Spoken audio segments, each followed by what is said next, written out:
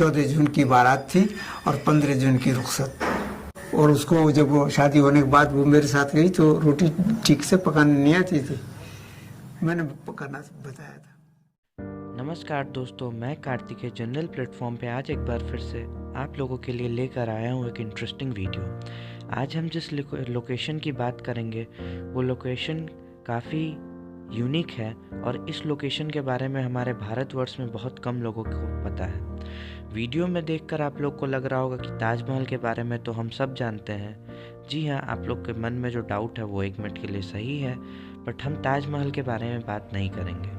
ताजमहल के बारे में तो भारतवर्ष का बच्चा बच्चा जानता है, बस भारत ही नहीं ये पूरे दुनिया में जाना जाता है, जो शाहजहां के द्वारा बेगम मुमताज़ के लिए बनवाया गया था और इसे प्यार की निशानी मानी जाती है। आप सब जानते होंगे कि ताजमहल आगरा में लोकेटेड है, बट आप नहीं जानते हैं वो ये है कि हमारे भारतवर्ष में ताजमहल सिर्फ एक नहीं 2 ताजमहल है। मतलब आप कह सकते हैं कि दुनिया के 7 अजूबों में हमारे भारतवर्ष का एक नहीं 2 ताजमहल है। आगरा के ताजमहल के बारे में तो सब जानते हैं, बट जिस ताजमहल के बारे में लोग नहीं जानते हैं यूपी के बुलंदशहर का ताजमहल। तो आज हम यूपी के बुलंदशहर के ताजमहल के बारे में बात करेंगे। आज के कलयुग में जहां लोगों को फेसबुक और व्हाट्सएप पे प्यार हो जाता है, ऐसे लोग भी मौजूद हैं जिनकी तुलना शाहजहां से की जाती है। जी हाँ दोस्तों, हमारे फैजुल हसन कादरी यूपी के बुलंदशहर के शाहजहां माने जाते हैं, जिन्होंने अपने बेगम के देहांत के बाद उनके याद में ताजमहल बनवा दिया। उन्होंने अपनी बेगम को कहा था कि अगर मेरे जीवन काल में तुम्हारी मृत्यु हो गई तो मैं कुछ ऐसा करूँगा जिससे दुनिया हमें याद करेगी। तो उन्होंने अपनी बेगम की याद में ये ताजमहल बनवाया था, जिसे यूपी का ताजमहल या फिर मिनी ताजमहल भी कहा जाता है। वैसे तो हमारे फैजुल हसन कादरी पेशे से रिटायर्ड पोस्ट मास्टर थे, बट जब प्यार की बात आई तो उन्होंने अपने जीवन की सारी जमा पूंजी इस ताजमहल को बनवाने में लगा दिया और अपने रिश्तेदारों को कह दिया कि जब मेरी मृत्यु हो जाए तो मेरा भी मकबरा यहीं पे बना देना। तो आइए देखते हैं हमारे फैजुल हसन कादरी क्या कहते थे और उनके 2-4 लफ्ज़ों को सुनते हैं। न कोई शीश महल है न कोई ताजमहल है, यादगार मोहब्बत ये प्यार का है महल।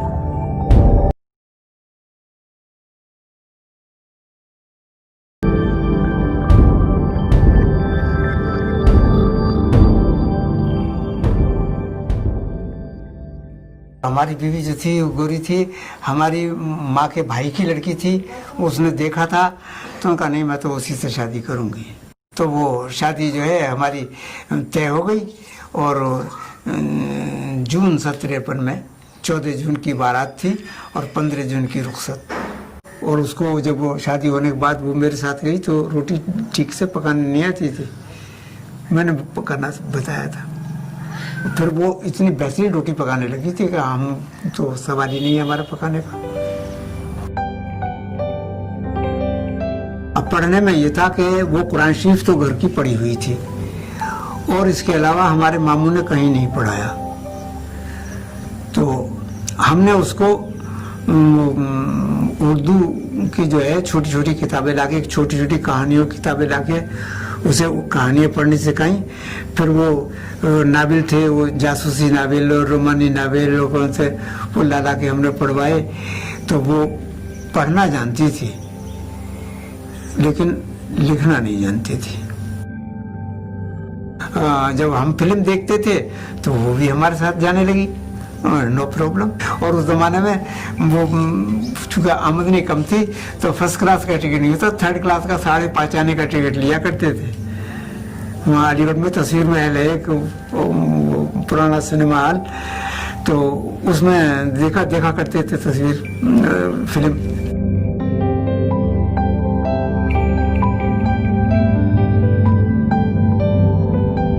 अब ये है कि भाई उनका साथ रहा और साथ हमारा हंसी खुशी कटा। कभी कोई ऐसी बात नहीं हुई जिसमें कि नज़ा हो।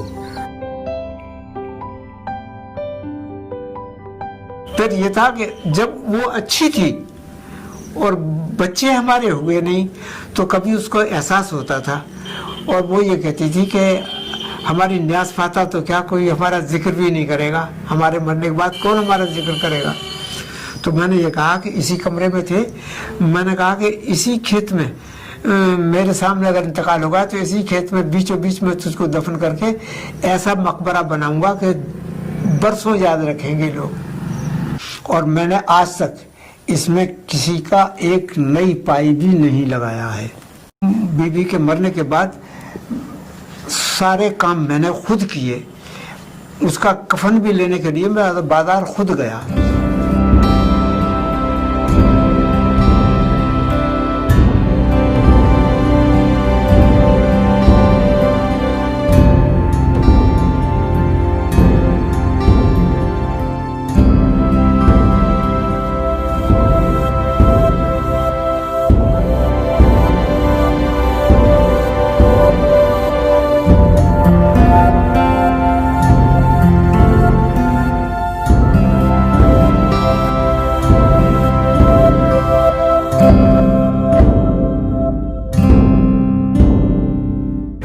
इसकी बुनियाद जो है 10 फीट गहरी है और 27 इंच चौड़ी और एक कंक्रीट की है ये। उसके ऊपर ये जो है ये 15 इंच चौड़ी है।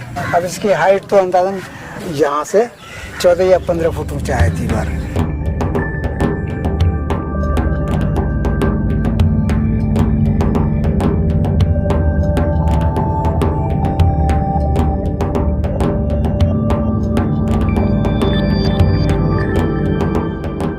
और वो जो कब्र एक बनी हुई है और ढकी हुई है उससे, तो वो तो मेरी बीवी की कब्र है। और बाकी जो खाली जगह है वो मैंने अपने लिए छोड़ रखी है कि अगर मेरा इंतकाल हो तो मुझको यहीं दफन किया जाए।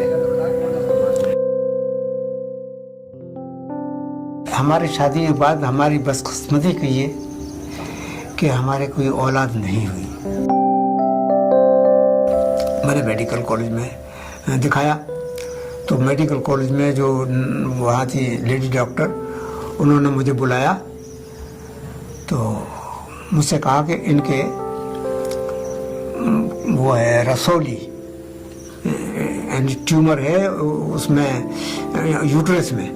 डॉक्टर ने मुझसे ये कहा कि भाई ऐसा होता है कि ट्यूमर जब उसमें हो जाते हैं तो उसमें छोटे छोटे और भी होते हैं, तो ऐसा है कि मैं बच्चेदानी को पूरा निकाल देती हूँ। अगर फिर कोई और ट्यूमर बढ़ गया तो कहोगे डॉक्टर ने कैसा ऑपरेशन किया। मैंने कहा ये आपकी मर्जी है। तो उन्होंने पूरा ऑपरेशन कर दिया। तो अब ये तो तय हो गया कि अब बच्चा नहीं होने का। तो हमारी बहनों ने और उन्हें सबने ये कहा कि दूसरी शादी कर लो, लेकिन मैंने उसको कबूल नहीं किया।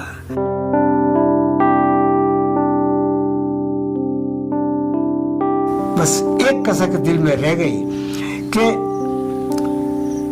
मरने से पहले जब उसका दूसरा कैंसर हुआ गले का, उसमें बोलना बंद हो गया।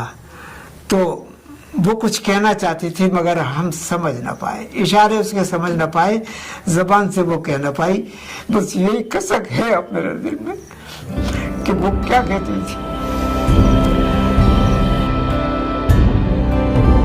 मेरे नाखुदा मेरे राह पर, मेरे रहनुमा मेरे हम सफर, लगे जहां से है तू अजीज तर, तू कहाँ गया मुझे छोड़कर, मेरे शीशे दिल को तोड़कर, तू कहाँ गया मुझे छोड़कर।